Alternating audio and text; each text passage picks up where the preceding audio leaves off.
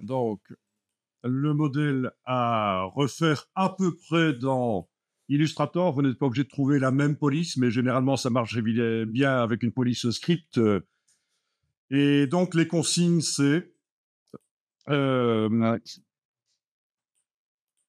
essayer de refaire quelque chose de similaire, deux caractères de police script qui s'entrecroisent et qui s'entrecroisent aussi avec un cercle qui n'a pas la même épaisseur partout.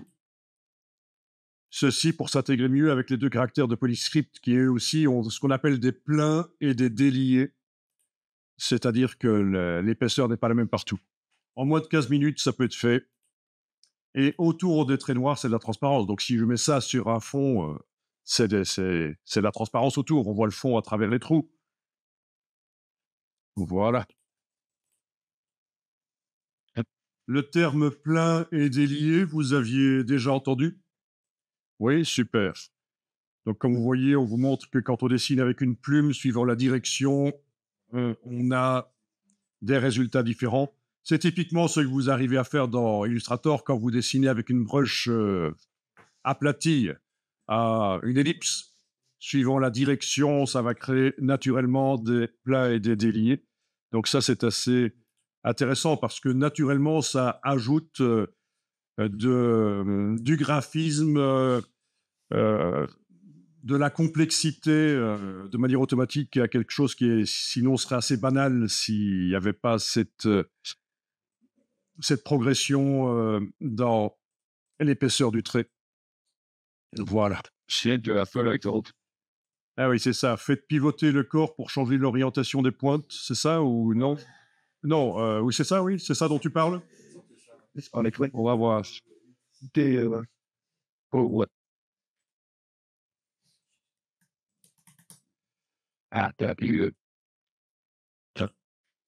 La rotation du corps.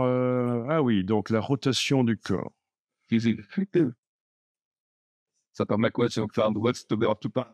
Oui, c'est ce qu'il montre ici. Intéressant. Tiens, à ce propos, pour faire ce genre d'effet, j'ai vu que dans Firefly, maintenant, ça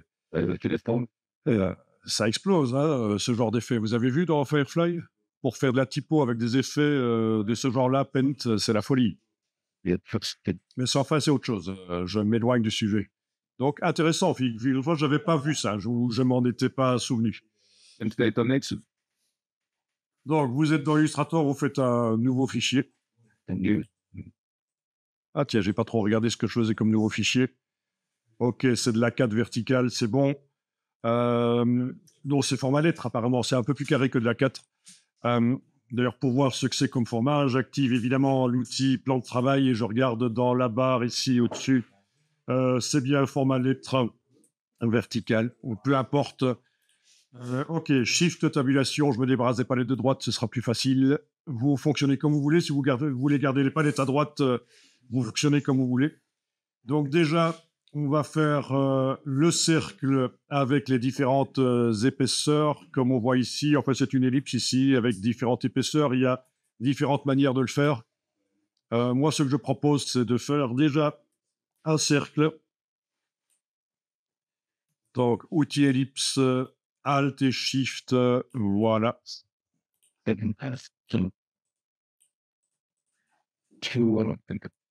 Mettre le remplir de noir et pas de contour blanc. Pour l'instant, on n'a pas besoin de contour blanc. Voilà, le remplir de noir. Donc, il y a plein de manières de faire ça, mais en voilà une. Donc, palette des calques, je vais dupliquer le cercle. Là aussi, il y a plein de manières de le faire, mais je l'amène sur le signe plus, voilà. Un des deux, oui, je vais le verrouiller et je travaille sur l'autre. Donc, ils sont forcément au même endroit. Tiens, je vais quand même aller agrandir la taille des points d'ancrage parce que, pour l'instant, ils me paraissent un peu petits. Voilà. Pour la démo, ce sera mieux si je les fais plus grands. Je suis juste allé dans les réglages affichage et points d'ancrage. Et aucune obligation de votre côté. Voilà. Et alors, avec l'outil de transformation manuelle, ou peut-être que si chez vous, vous n'avez pas masqué le cadre de sélection, ce qui est le cas chez moi, j'ai masqué le cadre de sélection, Mais d'une manière ou d'une autre, vous allez faire un cercle plus petit avec Alt et Shift. Voilà. Je vais enregistrer régulièrement pour garder les étapes.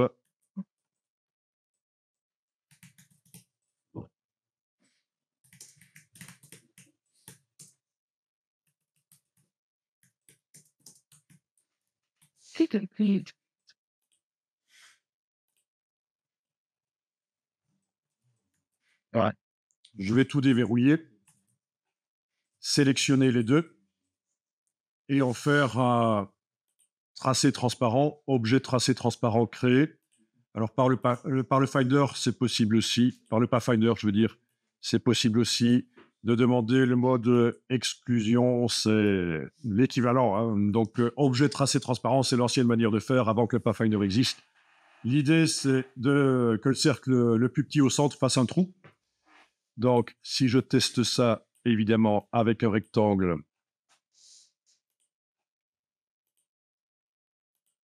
ça se voit que c'est un trou sans problème. En effet, le Pathfinder, les quatre opérations du dessus, les opérations booléennes de base, si on enfonce la touche Alt, la touche Option quand on clique, ça fait du non destructif. Il n'y a pas de partie de la forme qui disparaissent.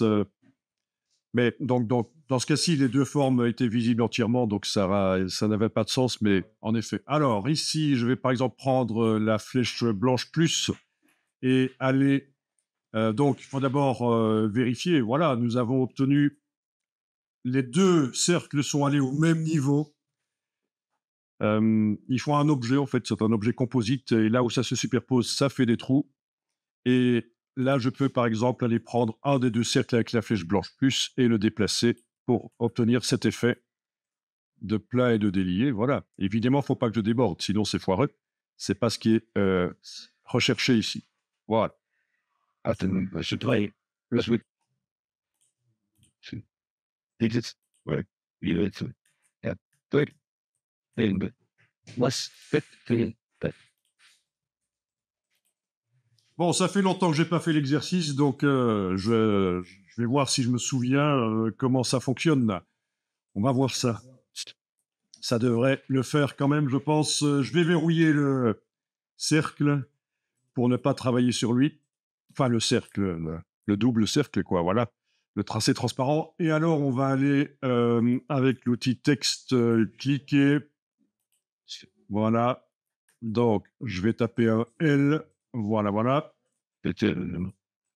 Donc, j'ai cliqué avec l'outil texte, évidemment. Je n'ai pas appuyé la souris et bougé, sinon ça fait un bloc texte. Là, c'était juste une ligne de texte.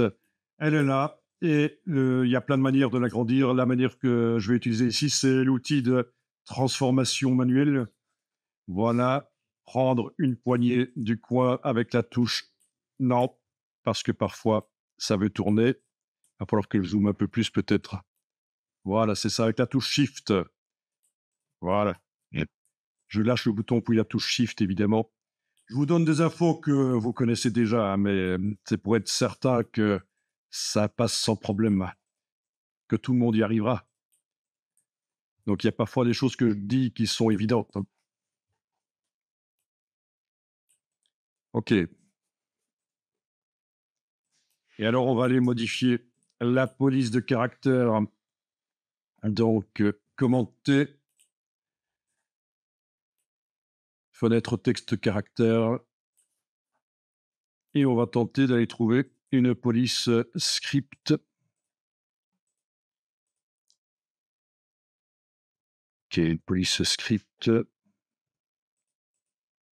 Ouais, c'était celle-là. Je ne sais pas si vous avez la Bicam script. Bicam script, vous n'avez pas? Non. Mais une script, mais bon. Oui, peu importe laquelle, ça devrait aller. Même avec des polices qui ne sont pas script, ça pourrait marcher, mais c'est surtout avec le script que ça va marcher. Bicam script Pro, est-ce que c'est une police Adobe, ça? Qu'est-ce qui m'indique que c'est une police Adobe, au fait? Rappelez-moi. Parce que...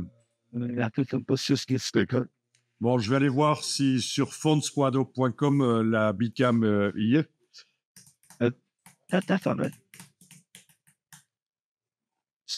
Ok, donc je suis pas connecté. Toi, Si, je suis connecté. Tiens, c'est Zarbi, il s'est reconnecté. Bicam, c'est comme ça qu'elle s'appelait. Ah oui, la Bicam est là.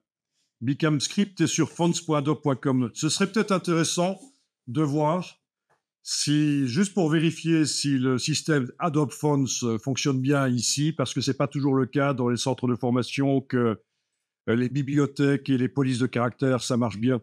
Est-ce que vous avez la possibilité d'aller voir sur fonts.adobe.com, fonts.adobe.com, la possibilité d'aller chercher Bicam et voilà. Et alors, est-ce que vous avez le bouton ajouter la famille, ce qui devrait ajouter au logiciel Adobe cette police-là, du coup. Donc j'aimerais savoir si... Est-ce que vous l'avez déjà fait ça, ajouter une police ici quand vous étiez dans le centre? Ça marche? Ok, vous me confirmez que ça marche. Bah, ok, ok. Donc si vous avez une autre police script, ça va, il n'y a pas besoin de vérifier. Je voulais juste avoir confirmation parce que figurez-vous, il y a des centres de formation où c'est bloqué. Les bibliothèques, les polices, ça marche qu'à un cas. Sur les... Oui, ça marche ouais. sur un très faible pourcentage des machines, voire même sur aucune machine du centre de formation. Mais donc ici, ça fonctionne, c'est parfait. Bah, c'était le rappel. Hein. Comment est-ce qu'on fait on ajoute parmi les à peu près combien de polices ils ont chez Adobe 30 000 à peu près. Comment est-ce qu'on fait pour ajouter une police? Ça peut se faire donc par là, par le site. Vous avez un autre moyen pour ajouter une police Adobe sans aller sur le site fonts.adobe.com en étant dans le logiciel? Euh, C'est une vraie question parce que là, je ne me souviens pas comment on ferait en restant dans le logiciel. Peut-être en tapant le nom de la police ici et peut-être qu'il va proposer, oui, il y a un lien direct avec le cloud et il va proposer de l'installer sans doute. si, je sais pas si Illustrator fonctionne, Photoshop, c'est... Oui, oui, dans Illustrator, il y a la nouvelle fonctionnalité où quand on amène une image, il reconnaît la police et il peut proposer de l'installer pour... Oui, il faudra qu'on teste ça parce que c'est vrai que c'est intéressant de pouvoir démarrer de fichiers historiques où la police est vectorisée, voire même pixel, et on peut la rendre live, la rendre dynamique. Ok, donc ici, je vais dupliquer le caractère avec la flèche noire, la touche Alt, je le déplace. Avec l'outil texte, je le sélectionne, je tape un autre caractère. Voilà, c'était ça. À partir de là, si je modifie la taille, j'ai autant modifier la taille de deux en même temps. Clic majuscule, clic, parce que ne faudrait pas qu'il y en ait un qui soit plus petit que l'autre. Voilà.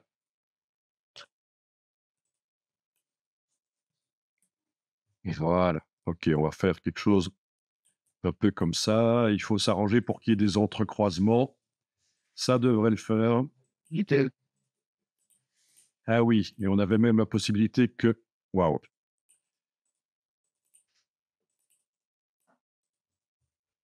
Que le fait remonte là éventuellement. Ouais.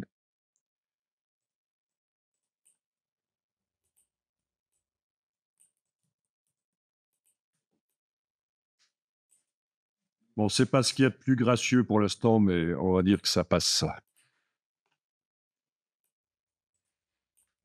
Style.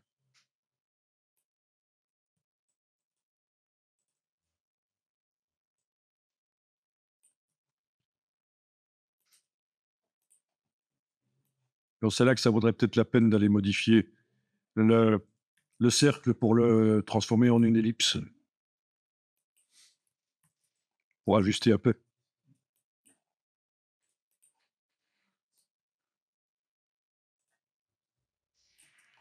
Ok. Quand vous avez à peu près quelque chose avec des entrecroisements, vous enregistrez. C'est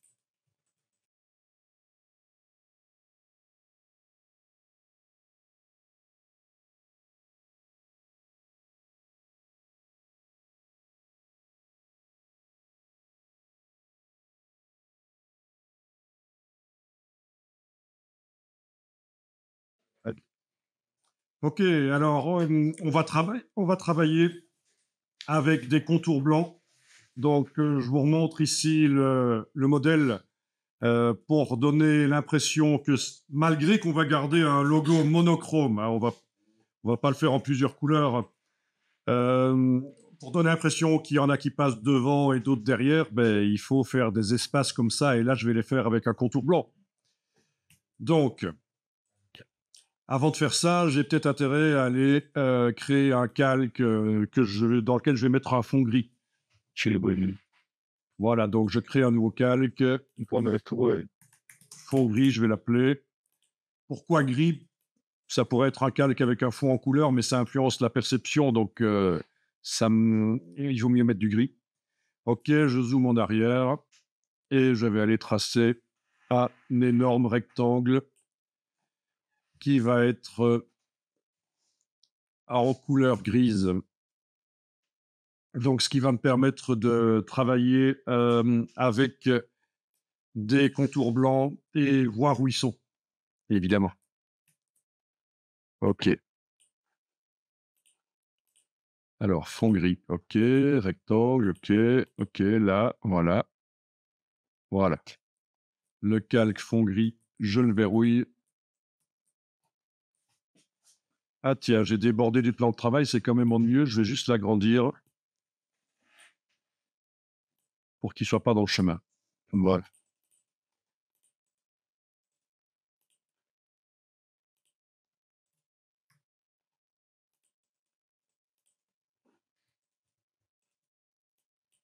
Ok, et là, on va sélectionner ça. Mon petit rectangle vert que j'avais fait sur le côté, je le verrouille. Moi, je vais travailler sur ces trois choses-là. Voilà. Eh bien, Jusqu'à présent, on n'a pas encore vectorisé la police. Est-ce qu'il faudra le faire ou pas? À un certain moment, sans doute. On va voir. Comme je vous dis, ça fait longtemps que j'ai plus fait ça, mais on va tester. Ok, donc comme contour, couleur de contour, du blanc. Je vais aller dans la palette contour. Ah oui, attendez un peu. Oui, ok, c'est bon, on va faire, parce que là, il y a une erreur. Là, il y a une erreur dans ma procédure. Donc, j'ai mis du blanc en couleur de contour. J'augmente par la palette contour, par exemple, l'épaisseur. Voilà, bien.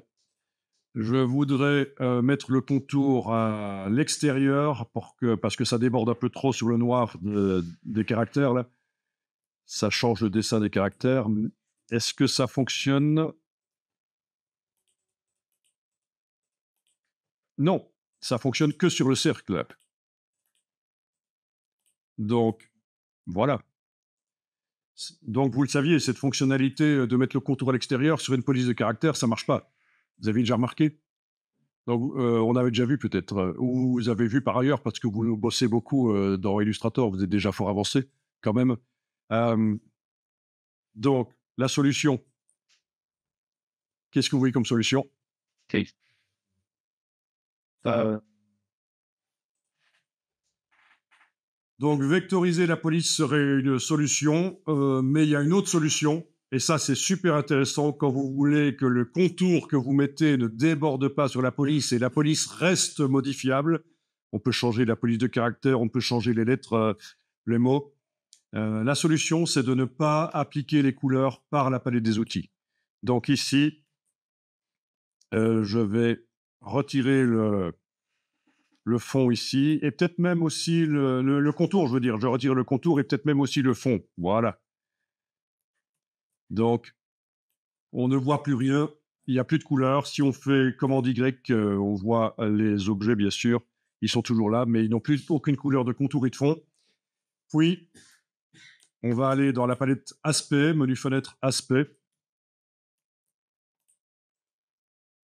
Dans la palette Aspect, on va demander d'ajouter un nouveau fond. C'est pas possible de le faire ici parce que j'ai plusieurs objets. Je vais devoir le faire sur un à la fois. moi, je peux le faire. Tu peux le faire? Ok. Tu as le cercle et les deux, mais et tu n'as pas vectorisé. Ok. Ah tiens, c'est marrant ça. Je vais réessayer. Tiens, pourquoi est-ce que chez moi, je dois le faire en... Ah ouais, En mode accessible. bon. Il faut voir. Ok, et le tracé transparent, si tu regardes dans ta palette des calques, est-ce que tu vois une petite cible grise ici, en face du cercle? Ouais, ouais, tout l'extension gris. Les trois sont gris. Ah oui, ok, bon. Ok, chez moi ça ne marche pas, donc c'est pas grave. Je vais le faire sur un des caractères et puis je ferai un style graphique et tenter de l'appliquer sur les autres. Ok, donc là j'ai sélectionné juste un des caractères. Menu de la palette aspect, ajouter un nouveau fond. Le fond, c'est du noir. Vous prenez bien conscience que c'est du noir, c'est du gris très foncé parce qu'on on a démarré d'un document pour l'impression et donc c'est du noir quadri. Mais bon, peu importe, ça fait quand même noir. Ensuite, le blanc ici, contour blanc. Voilà, contour blanc. Épaisseur du contour, j'ai le raccourci vers la palette ici, donc épaisseur du contour, voilà. Donc maintenant, ça vous rappelle quelque chose, ça? Vaguement. Vous voyez quelle est l'étape suivante? Parce que là, ça donne le même résultat que tout à l'heure. Ça a l'air stupide. Swag. Sauf que, vu que j'ai ajouté le fond par la palette aspect, ils sont accessibles un peu sous forme de petits calques. Je peux déplacer le contour sous le fond. Et voilà, le contour ne déborde pas sur le fond puisqu'il est en dessous du fond. Ça, c'est l'astuce. Quand vous voulez faire des... Ouais. D'accord, pour mettre le bon sur tout. Mais on le déplace simplement par juste à droite de son nom, on le déplace sous le fond. Voilà, on le prend par là. Voilà, donc ça, c'est une bonne solution. Dans InDesign, si vous mettez un contour sur des caractères, il est d'office... il déborde pas sur le caractère. Mais dans Illustrator, ça déborde sur le caractère. Il faut connaître ici l'astuce dans ce cas-là. Donc c'est très connu des graphistes. Je dis pas des débutants, mais des graphistes qui font d'Illustrator souvent du lettrage. Ils connaissent cette astuce de supprimer les couleurs sur les caractères dans la palette des outils et de les réajouter par la palette aspect. Ok, au départ de ça, mon P là est toujours sélectionné, donc je vais dans la palette style graphique, fenêtre style graphique, je vais stocker l'aspect avec le signe plus, voilà. Puis je vais aller l'ajouter sur l'autre, voilà, et aussi sur le cercle.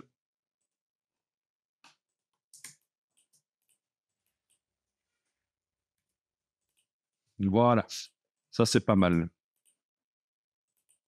À ce stade, si vous êtes arrivé là, vous enregistrez.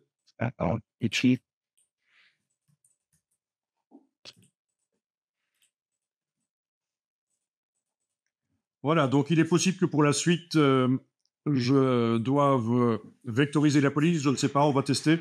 Mais en tout cas, c'était l'occasion de voir qu'il est possible de mettre un contour à l'extérieur sans devoir vectoriser. Et c'est vraiment essentiel. Vectoriser la typo, le coup.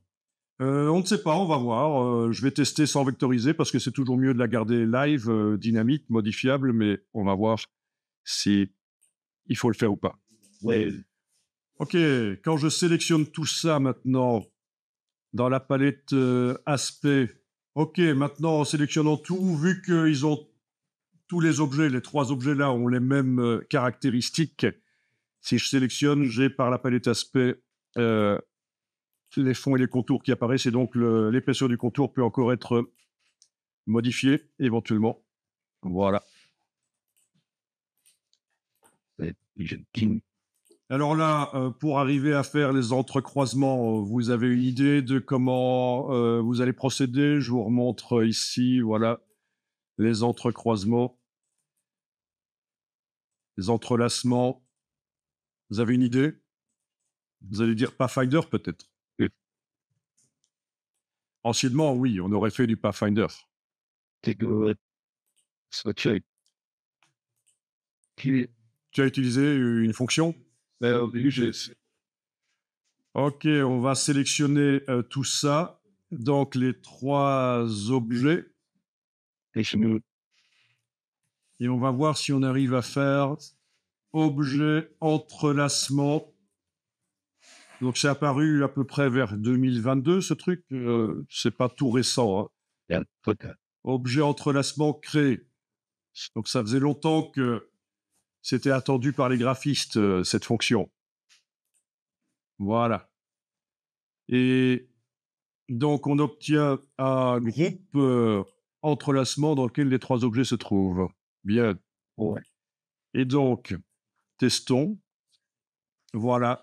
Ça va marcher, à mon avis, même avec du texte qui reste dynamique.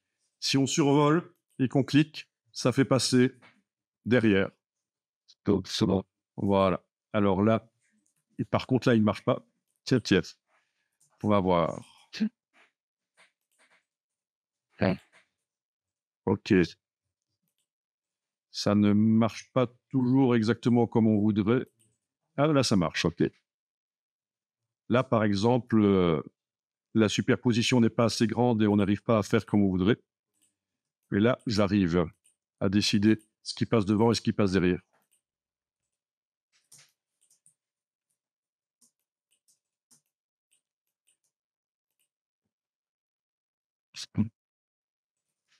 Voilà. Bon, ce qui est dommage, évidemment, c'est que il faudra, à mon avis, améliorer le design. Si on enlève le fond gris, Ouais, c'est bon, ça marche, plus ou moins. Sauf ici, j'ai pas réussi à le faire. Mais c'est une question de cercle dont je devrais modifier la dimension, en fait. Mais c'est difficile de sélectionner uniquement le cercle.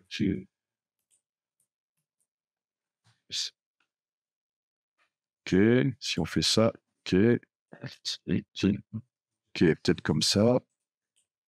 Bien. Donc là, je suis allé sélectionner le cercle, l'ellipse à l'intérieur spécifiquement.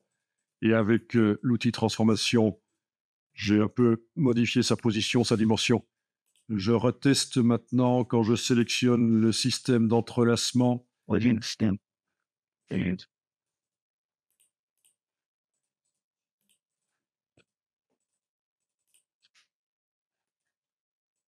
Est-ce que ça marche encore? Objet, entrelacement, édition. Pour revenir dans le mode d'édition de l'entrelacement après avoir chipoté.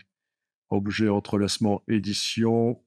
Voilà, je réessaye là où ça ne voulait pas tout à l'heure. Et maintenant, ça marche. Donc, j'ai juste bougé un peu le cercle pour que la boucle soit plus grande autour. OK. Amusant, ça.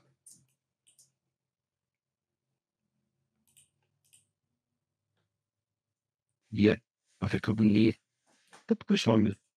Bien, vous voyez, vous avez obtenu à peu près la même chose? Ouais. Quand vous voyez ça, vous vous dites, il n'y a pas une Sakwakin-Vanner? On ne pourrait pas améliorer? On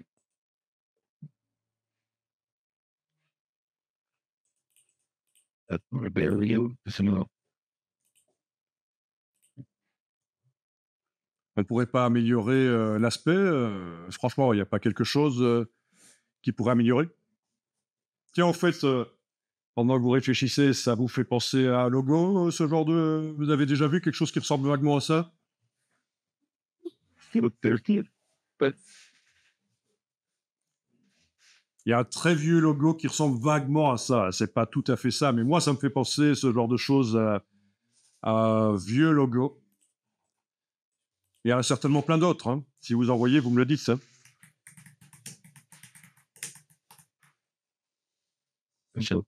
Voilà. Ça me fait penser à ça, en fait. Je connaissais ça. Vous connaissez cette boîte? C'est une des plus grosses boîtes qui existent dans le monde, General Electric. Ils font des scanners pour hôpitaux, plein de trucs, en fait. Hein. General Electric, c'est pas petit comme boîte. Hein.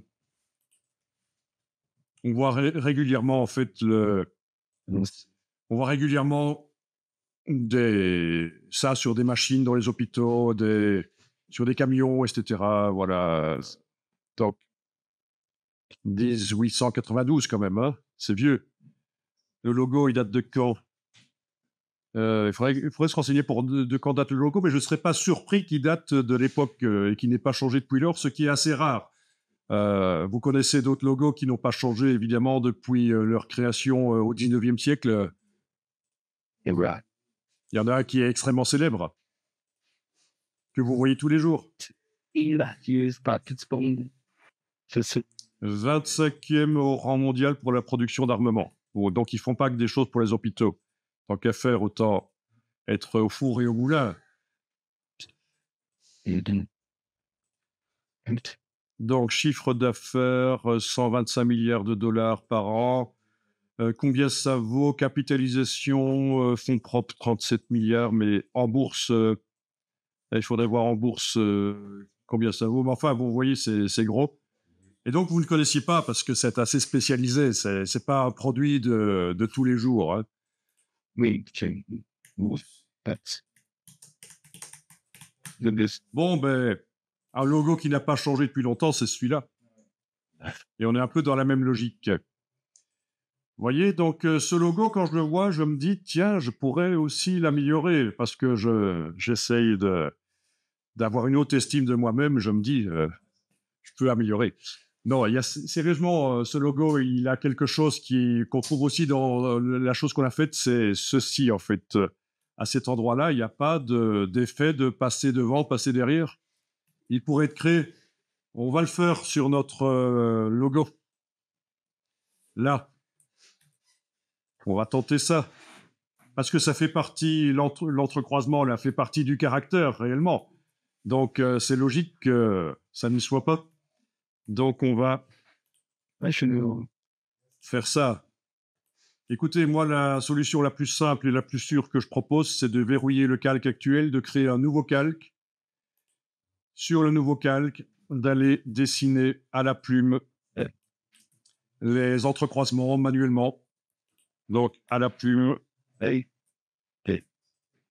avec un contour noir dans un premier temps. Ah non, attendez, il y a un fond blanc, juste un fond blanc, pas de contour. Et si je réaffiche mon calque gris, je vais voir ce que je fais. Évidemment.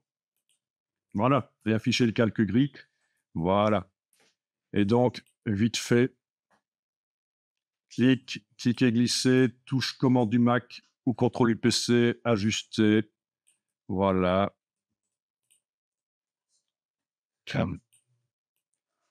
Voilà. Bien. Ok. Tout simplement. Ok.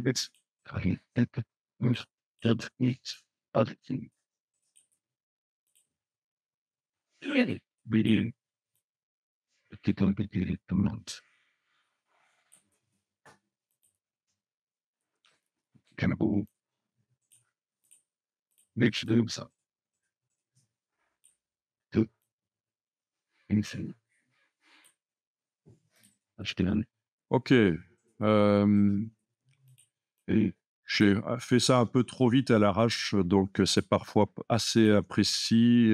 Ça pardonne pas. Mais techniquement, voilà, ça va donner l'impression qu'il y en a un qui passe devant l'autre. Oui, j'ai quand même fait ça très très mal en fait. Hein. Enfin, j'aurais dû mettre plus de points.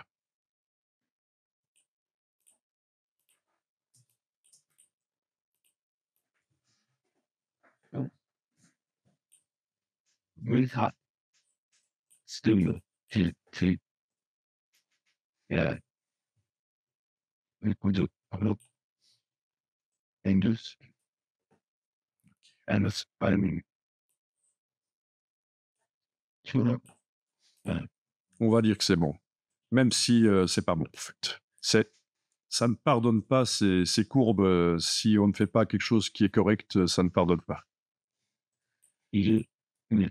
Ok. Bien. Je vais pas le faire pour tout, mais vous avez compris le principe, en fait. Hein. C'est d'essayer de recréer à peu près ce qu'on avait là, mais essayer de le recréer à peu près manuellement.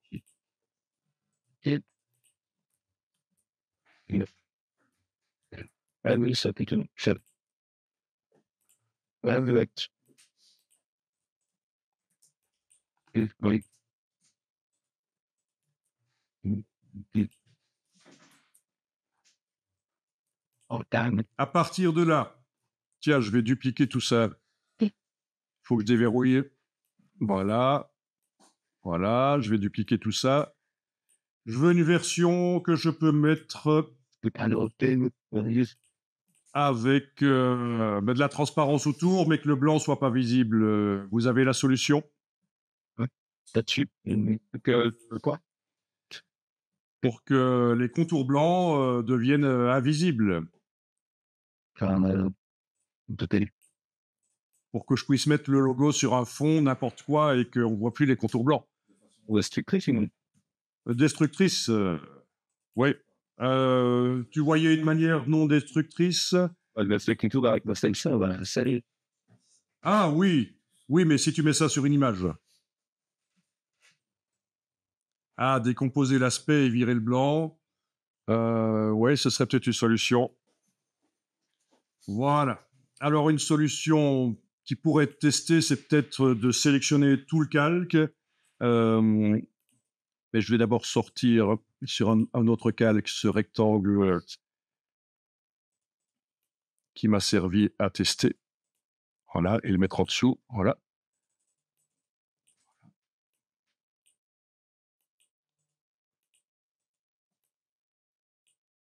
Okay. Donc, tout le calque, si on le fait passer en mode produit ou en mode... Oui, en mode produit, ça pourrait marcher. Peut-être. Ça vous dit quelque chose? Fenêtre, transparence, mode produit. Oui, déjà, là, techniquement, ça marche. Les traits blancs sont toujours là, mais on les voit plus forcément, puisqu'ils n'arrivent plus à assombrir ce qui se trouve en dessous. Mode produit, voire même mode obscurcir. Comme ça, il n'y a que ce qui arrive à obscurcir ce qui est en dessous qui va apparaître. Voilà. Bon, le problème de ça, c'est peut-être pas la meilleure solution, parce que je sais pas si vous voyez, mais en fonction de ce qui est en dessous, ça va changer, oui. Mais techniquement, ça aurait pu être une solution rapide, non destructive. Donc moi, ce que je vous propose, c'est ceci. Quelque chose qu'on a certainement déjà vu ensemble, c'est que je vais sélectionner donc... Waouh. Le problème, c'est ces caractères qui se sélectionnent. OK, voilà. OK, voyons. Il y en a un des deux que je vais verrouiller parce que pour arriver à sélectionner avec les caractères qui sont super grands, c'est pas facile. Voilà, donc je sélectionne celui du bas seulement. La solution, objet pixelisé, ça vous rappelle quelque chose? Transformer ça en pixels. Au niveau précision, 300 pixels par pouce devrait être OK. Alors, est-ce qu'on met du blanc ou du transparent à l'arrière-plan? Ça n'a aucune importance. Si on va laisser MGN, Non, il vaut mieux éviter le CMJN. Mais là, ça poserait pas de problème parce que c'est juste du noir. Mais voilà. OK, donc RVB 300 pixels par pouce, peu importe si c'est blanc ou transparent, je clique sur OK, j'obtiens à la fin une image. Ouh, ça va être lourd ça, parce que je vois que pour transformer ça en pixels, il prend du temps. Parce que le logo est grand en centimètres, certainement. la pixelisation, c'est où déjà? Objet pixelisation.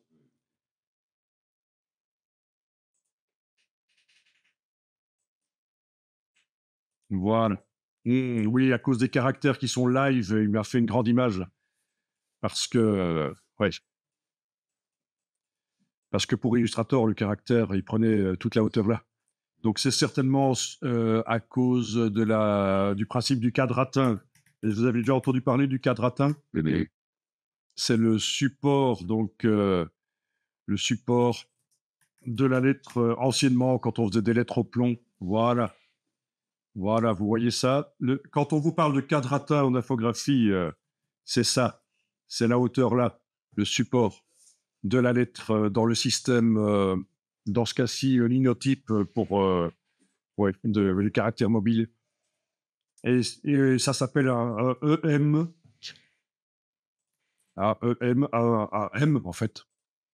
Oui, pourquoi? je sais pas comme Pourquoi on appelle ça le M, le quadratin? euh, ouais, je te texte. Parce que la lettre M est la plus large de l'alphabet. Donc, ce qui tient sur un quadratin, un caractère mobile comme ça, si le M tient, les autres tiennent aussi sans problème. Et voilà, le EM. Et vous rencontrez ça dans le web. Hein. On peut déterminer les dimensions des caractères en EM. Il y a aussi le EN. Mais bon, voilà. Donc, tout ça pour dire que pourquoi est-ce que ça m'a fait une image aussi haute? C'est certainement à cause de ces deux caractères qui étaient immenses et qui, pour Illustrator, ça déborde comme ça. Peu importe, l'ordinateur tient le coup, c'est l'essentiel. Donc, à partir de là, fenêtre, vectorisation. Dans la boîte vectorisation, donc d'abord, il faut dire que si la boîte vectorisation ne marche pas, c'est grisé, vous cliquez à côté de l'image, vous recliquez dessus, ce sera accessible. Vous allez vectoriser. OK, ça dit que ça va être lent, mais on va quand même continuer. Et dans les paramètres avancés, on va dire qu'on ignore la couleur blanche et donc forcément, ça ne va pas générer de vecteur blanc et vous obtiendrez, voilà. Bah, pour ignorer, peut-être tout. Dans les paramètres avancés, il faut déployer paramètres avancés et en bas ici, on a ignoré la couleur. Ah tiens, il va quand même me faire des petits trucs comme ça. Pourquoi? C'est pas grave, on va voir après. Ah oui, ça n'a pas marché. J'ai certainement foiré un truc. J'ai oublié d'intégrer. Quand j'ai fait l'image, j'ai oublié d'intégrer le truc du dessus, apparemment. Zarbi, on va voir. Voilà. Vous avez vu les nouveautés par rapport à la boîte vectorisation? Il y a des nouveautés. Mais là, on peut aller graver. Oui, mais là, je suis dans la version. Est-ce que je suis dans la dernière version? Je suis peut-être pas dans la dernière version. En fait, si. Où est-ce qu'ils ont mis ça? Oui, ça tient. Oui, voilà, c'est ça. C'est grisé pour l'instant. Mais ça, c'est depuis très très longtemps qu'on attendait. Hein. La vectorisation, ça n'a pas évolué depuis les années 90. Donc, à l'origine, c'est un logiciel qui s'appelait Streamline, qui faisait partie de la gamme Adobe, qui était spécialisé dans la vectorisation. Et il a été intégré à un certain moment dans Streamline, on a dit.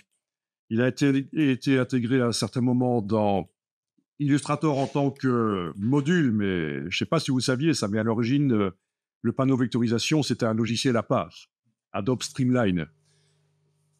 Donc, il a très peu évolué.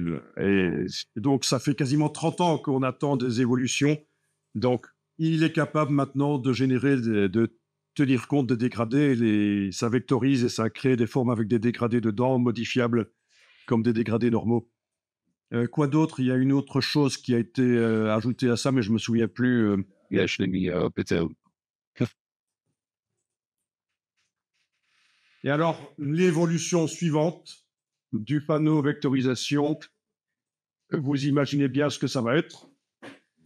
C'est que l'IA va entrer en jeu pour enfin assister, pour faire de la vectorisation un peu plus correcte que ce qu'on obtient quand on vectorise des images, des photos, des choses. Parce que pour l'instant, si vous avez testé la vectorisation de photos, c'est quand même la cata, quoi. Ça donne pas grand-chose. Donc, mais l'IA va certainement arriver là-dedans. Bon, là, je suis revenu en arrière par rapport à mon logo et je vais réessayer parce que j'avais foiré, j'avais pas intégré les deux petites lignes là, mal faites, mais je les avais pas intégrées. Donc, je vais travailler sur une copie. Est-ce qu'elles sont bien sélectionnées? Oui, elles sont sur un autre calque, ça se voit, elles n'ont pas la même couleur, mais elles devraient quand même générer quelque chose. Est-ce que mon rectangle? Non, il n'est pas sélectionné, c'est parfait. Donc, pourquoi ça ne marcherait pas? Objet pixelisé. 150 pixels par pouce serait les 4 fois plus vite qu'à 300 pixels par pouce, c'est pas plus mal. Donc, j'aime pas rester sur un échec, alors je réessaye quand même. Voilà, elles sont intégrées en tant que pixels. Ouais, ouais, ouais. Et puis la vectorisation, vectoriser. OK. Ah oui, avec ignorer la couleur. Voilà. Et voilà. Donc ça a l'air de marcher pas trop mal. Et puis évidemment, si on veut voir les vecteurs, on décompose la vectorisation. Donc il y a le bouton décomposer ici dans le panneau. Vectorisation. Voilà. Et voilà un logo prêt à emploi. Donc c'était pas si évident que ça. J'espère que vous avez appris un truc avec ça quand même, un truc ou l'autre. Enfin, voilà.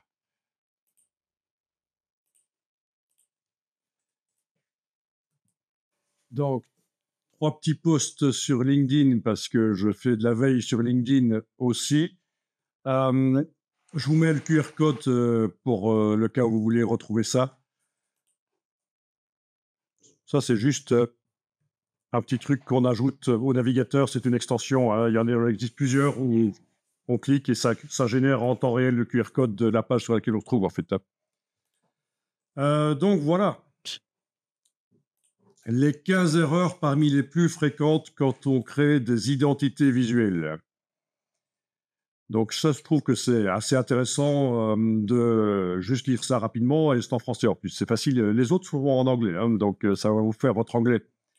Se fier à ses goûts personnels. Chercher à communiquer son offre dans le logo. Donc, vous voyez ce que ça veut dire. Hein, vous essayez dans le logo que on voit qu'est-ce que vous vendez, quelle est toute votre offre de service ou de produit. Il y a pourtant un logo qui est très connu. Il y a plusieurs logos qui sont très connus où justement, ils intègrent un maximum tous les produits, tout leur secteur d'activité dans leur logo. Il y en a auxquels je pense que je vais vous montrer là vite fait. Peut-être que vous l'avez en tête là tout de suite. Yeah. Non, c'est pas si évident parce que voilà, ce genre de logo, Unilever. Intéressant ça. Vous avez déjà vu ça. Il est sur plein de produits au fait. Hein. Et donc, ce logo Unilever montre plein de secteurs d'activité. C'est pas du hasard, hein, c'est en fonction de ce qu'ils font, en fait. Hein. Et c'est une des plus grosses boîtes au niveau mondial. Hein. Vous avez 2 grosses boîtes qui s'occupent de création de produits. En fait, quand vous achetez des produits dans le commerce, soit ils font partie d'une de ces boîtes ou de l'autre la plupart du temps.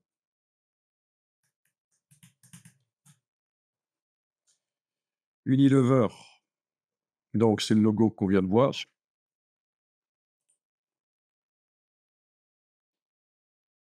Et l'autre,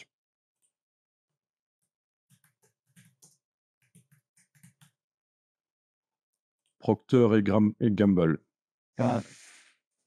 Donc c'est assez surprenant, c'est assez peu connu, mais il y a quand même des infographies, des schémas qu'on voit régulièrement passer sur le web qui montrent avec des diagrammes que quelle marque appartient à quel groupe. Voilà.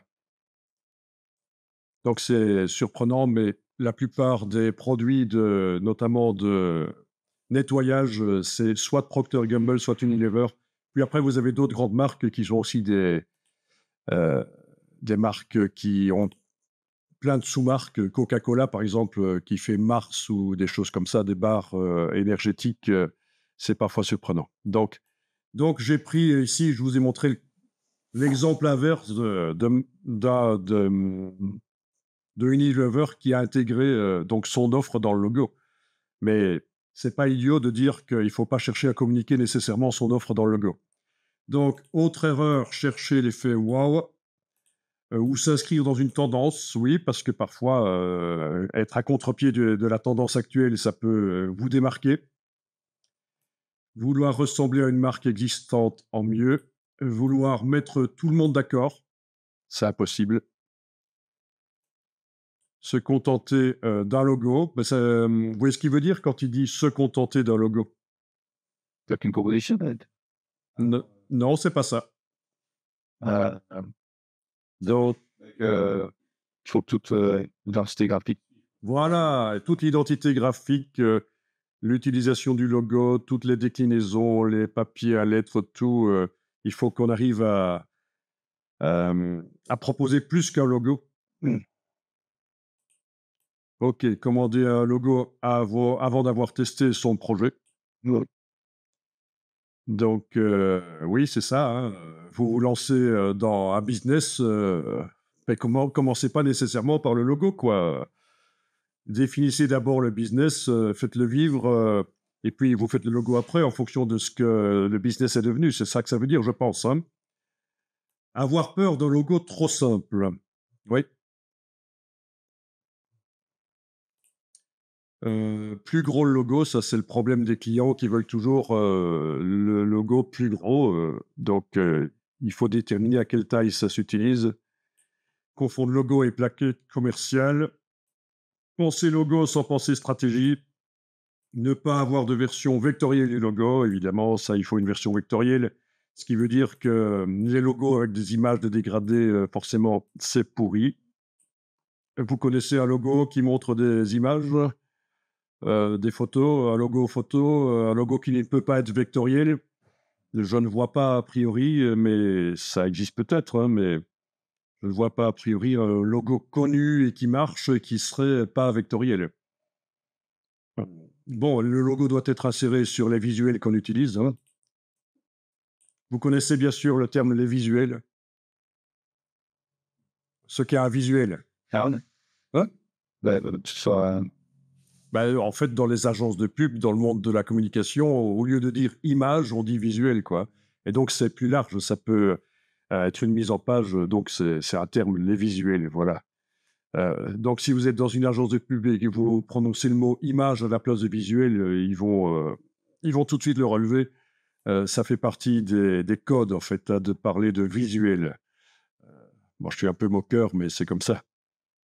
OK, et puis l'erreur de communiquer avec son ancien logo, ça, j'ai des exemples de boîtes qui est il y a il y a le nouveau logo, puis il y a l'ancien qui est toujours là quelque part dans la boîte, et puis il y a aussi l'ancien de l'ancien.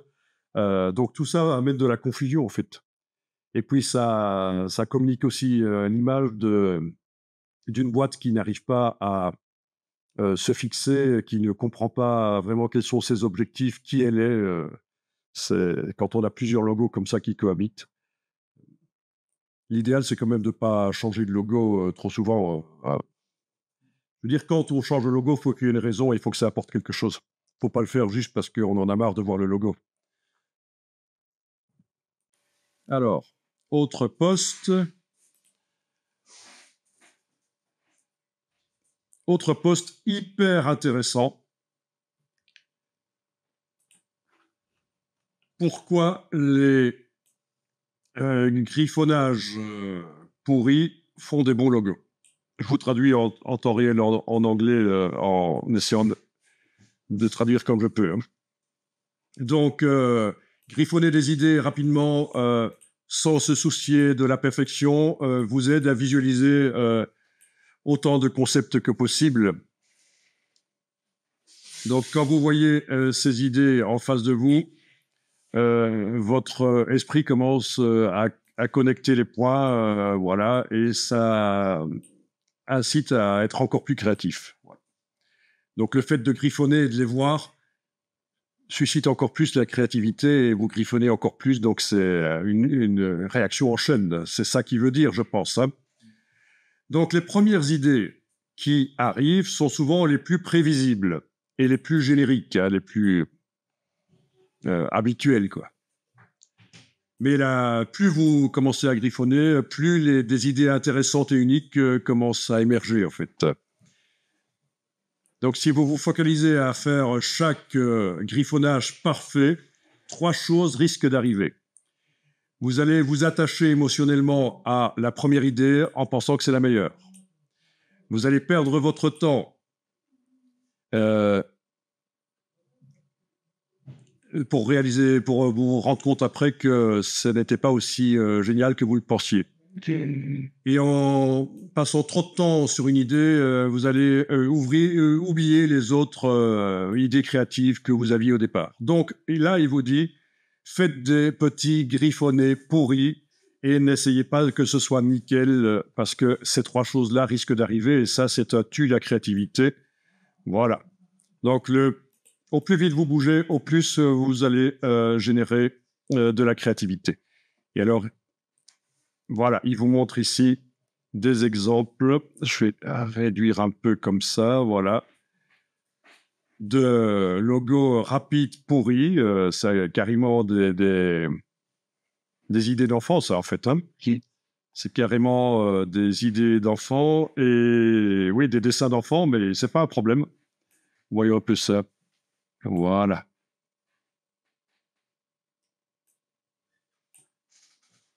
Donc ça, dans votre cas, je pense que si vous n'aviez pas encore compris ça, c'est très intéressant de comprendre que c'est pas un problème. Vous allez dire, oui, je dessine mal, donc moi, j'ai pas de mal à faire des trucs pourris. C'est naturel chez moi. Mais figurez-vous que c'est pas mal, parce que vous allez peut-être générer des choses, justement, moins stéréotypées, moins habituelles, moins génériques. Bon, ce qu'il faut remarquer, c'est qu'il y en a quand même beaucoup. Il y a beaucoup de recherches. Justement, on peut se le permettre parce que c'est rapide. De faire rapidement des variantes avec le crayon sur le papier. Vous voyez, à chaque fois, en fait, vous avez beaucoup de recherches. Donc, pas là, on ne voit pas tout. Hein. C'est une partie. Là non plus, on ne voit pas tout. Mais les derniers qu'il a montrés, là, il y a quand même beaucoup de recherches. Ça aussi, c'est à souligner, en fait. Hein. Voilà. Ça me paraît assez intéressant.